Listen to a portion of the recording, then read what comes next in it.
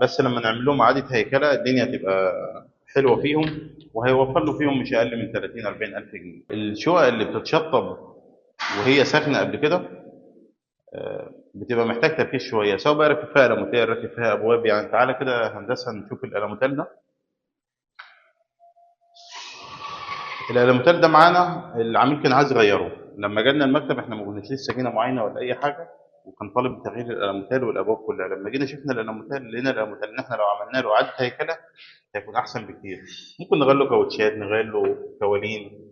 آه، عمل ازاز معانا عاكس وهو حالته كويسه. هو ما كانش عاجبه لان هو طبعا الشقه هو كان مأجرها بقاله فتره وما كانش متنظف. فاحنا طبعا لما كشفنا عليه لقينا لا ان هو ما يستاهلش ان هو يتغير.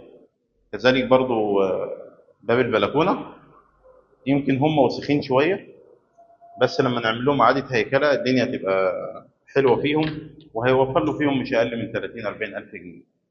كذلك برضو الشباك والريسبشن هو اللي معانا راكب الموتيل، فاحنا مش هنغيره ونعمل لهم اعاده هيكله. هم فيهم شويه حاجات بسيطه ممكن يتصرف عليهم 3 4000 جنيه فهيكونوا كويسين. وكذلك برضو الابواب. الباب ده احنا شلناه علشان هننقل باب المطبخ في النص وهنبني كتف هنا، هيكون حرم الوحدات، فده طبيعي كده كده هيتغير. اما معانا ابواب الغرف، معانا ابواب الغرف.